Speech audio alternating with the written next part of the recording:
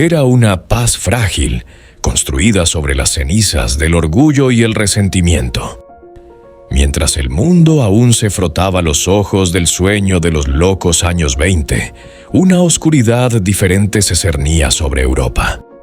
No era la de las trincheras, sino la de la ideología. De la crisis económica y el humillante Tratado de Versalles surgió un monstruo nuevo, vestido con esvásticas y promesas de grandeza. No fue un solo hombre, sino la personificación de la ira de una nación, canalizada a través de un cabo austriaco con una voz que era un látigo y unos ojos que eran un abismo. Adolf Hitler no conquistó Alemania, la sedujo. Y cuando el mundo despertó, ya era demasiado tarde. Las tropas alemanas marchaban sobre Renania, y el fantasma de la guerra que todos creían exorcizado se materializaba con una ferocidad que nadie podía imaginar. Todo comenzó con un fogonazo en el corredor de Danzig y el estruendo de los Stukas sobre Polonia. Fue el Blitzkrieg, la guerra relámpago. Tanques Panzer avanzando como bestias de acero, rompiendo líneas con una velocidad aterradora. La aviación, la Luftwaffe, era el brazo extendido del dios de la guerra, sembrando el caos desde el cielo. Polonia cayó. Luego, en un giro que heló la sangre del mundo, Francia, la gran potencia, fue derrotada en cuestión de semanas. La imagen de Hitler bailando frente a la Torre Eiffel fue la fotografía de una pesadilla hecha realidad. Europa se teñía de rojo y negro. Solo una isla, gobernada por la férrea voluntad de un hombre con puro y sombrero, se mantenía en pie. Winston Churchill rugió su desafío. Lucharemos en las playas, lucharemos en los campos de aterrizaje, nunca nos rendiremos. Y así fue. La batalla de Inglaterra se libró en los cielos, donde unos pocos, los valientes pilotos de la RAF, se enfrentaron a una horda de aviones enemigos. Cada avión derribado era un suspiro de esperanza para el mundo libre, pero la guerra se expandió como un cáncer. En el este, la Operación Barbarroja desató el infierno sobre la Unión Soviética. 3 millones de soldados alemanes cruzaron la frontera en la invasión más grande de la historia. Fue una guerra de aniquilación, no de conquista.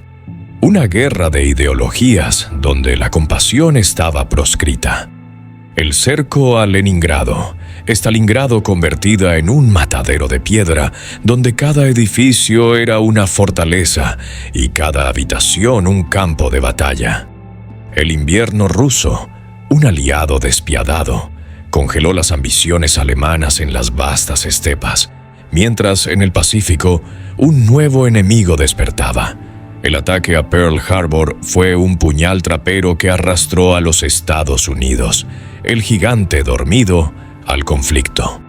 El presidente Roosevelt declaró que aquel día viviría en la infamia, y el mundo contuvo el aliento, porque ahora la guerra era verdaderamente mundial. Y entonces, en medio del estruendo de los cañones, se reveló la verdadera naturaleza del mal. No era solo la guerra, era el Holocausto, un plan sistemático, industrial, para exterminar a un pueblo entero. Los campos de concentración no eran prisiones, eran fábricas de muerte. Auschwitz, Treblinka, Dachau, nombres que se convertirían en sinónimo del abismo humano. El trabajo os hará libres, rezaba la cínica inscripción en la entrada. Pero dentro solo había horror. Cámaras de gas que usaban el Zyklon B para convertir la vida en humo. Crematorios que ardían día y noche. Pilas de gafas, montañas de zapatos, trenes repletos de almas que llegaban y nunca volvían. Era la solución final, la banalidad del mal llevada a su máxima expresión burocrática. Y mientras el mundo luchaba, 6 millones de voces fueron silenciadas en un secreto a voces que demasiados optaron por ignorar. La guerra en el Pacífico fue una danza de la muerte en junglas sofocantes y islas de coral. Iwo Jima, Okinawa, nombres que significaban sacrificio absoluto. Kamikazes estrellándose contra portaaviones, soldados japoneses luchando hasta el último hombre, marines estadounidenses avanzando a través de un infierno de fuego de mortero. La bandera izada en Iwo Jima se convirtió en un ícono de un precio pagado en sangre. Fue una guerra sin cuartel, donde la línea entre la vida y la muerte era tan delgada como el filo de un katana. Y entonces llegó el día D, el gran desembarco. La mayor flota de invasión jamás reunida se acercó a las costas de Normandía. Bajo un cielo plomizo, miles de jóvenes saltaron de sus lanchas de desembarco hacia una lluvia de acero. Omaha Beach se tiñó de rojo. Fue una carnicería, pero era la puerta hacia la liberación. Desde el este, el ejército soviético, endurecido en el horno de Stalingrado, avanzaba imparable hacia Berlín. La ciudad se convirtió en el escenario del último acto, casa por casa, calle por calle.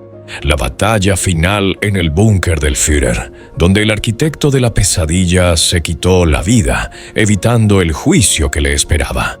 La bandera roja ondeando sobre el Reichstag fue el símbolo del fin del Tercer Reich.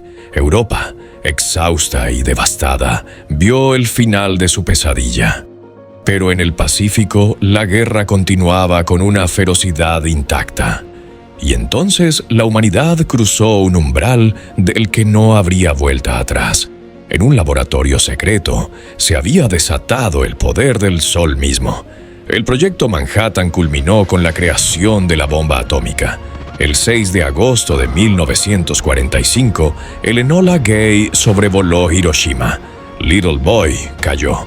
Y en un destello cegador, más brillante que 1000 soles, la ciudad se evaporó.